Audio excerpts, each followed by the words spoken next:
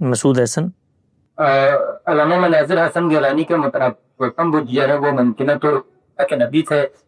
جن کی تعلیمات وقت کے ساتھ ساتھ مسخ ہو گئی۔ قرآن مجید میں بھی یہ بتایا گیا ہے کہ ہر قوم میں ہاتھی بھیجا گیا ہے،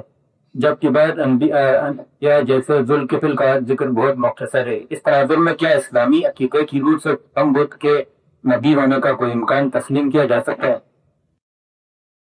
ہمارے لیے کسی کو پیغمبر ماننے کی دو ہی صورتیں ہو سکتی ہیں۔ ایک یہ کہ اللہ تعالیٰ نے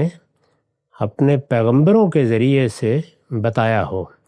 جیسے ہم جب بائبل کو پڑھتے ہیں تو وہاں بنی اسرائیل کے بہت سے پیغمبروں کا ذکر ملتا ہے۔ عام طور پر قرآن مجید میں ہمیں ان کا ذکر نہیں ملتا، جیسے یرمیہ ہیں، حزقیل ہیں، تو بہت سے پیغمبر ہیں جن کا ذکر بائبل میں ملتا ہے،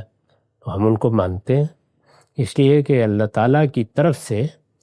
ایک مستند ذریعے میں یہ اطلاع مل گئی ہم کو۔ قرآن مجید نے بعض پیغمبروں کے واقعات سے استدلال کیا ہے تو ان کا ذکر آ گیا ہے،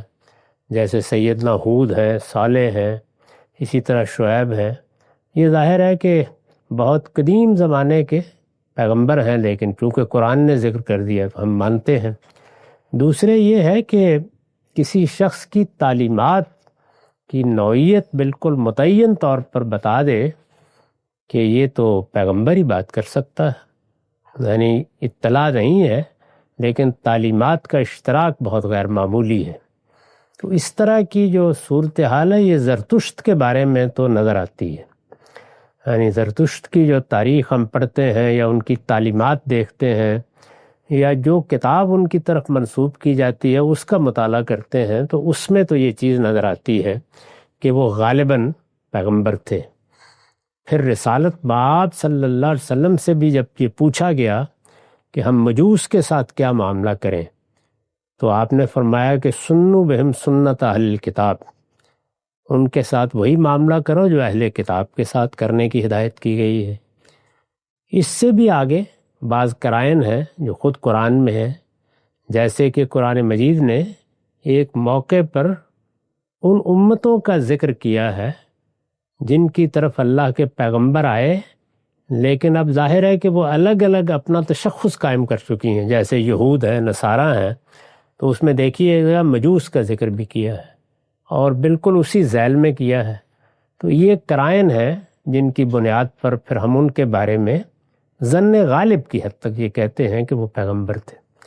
بدھ مت کے بارے میں یا گوتم بدھ کے معاملے میں دونوں چیزیں نہیں ہیں، یعنی ان کی شخصیت کے معاملے میں بھی کچھ نہیں کہا جا سکتا اور ان کی تعلیمات بھی سر تسر صوفیانہ تعلیمات ہیں، اور یہ ہمیں معلوم ہے کہ ایک وہ دین ہے جو اللہ نے بھیجا ہے، اس کو اسلام کہتے ہیں، وہ ایک ہی دین ہے، مختلف پیغمبر اس کو لے کے آتے رہے ہیں، اس کی تجدید کرتے رہے ہیں، اور ایک وہ دین ہے جو لوگوں نے بنایا ہے، وہ تصوف ہے۔ تو بدھ مت اس کے بڑے لوگوں میں بظاہر معلوم ہوتے ہیں۔ تو تعلیمات کے لحاظ سے جیسے گیتا کو ہم پڑھتے ہیں تو وہ تصوف کا بیان ہے، اسی طرح بدھ مت کا معاملہ ہے۔ تو اس میں یہ بہت مشکل ہے کہ اس طرح کی کوئی بات کہی جائے، یعنی نہ اطلاع ہے نہ تعلیمات کا اشتراک ہے۔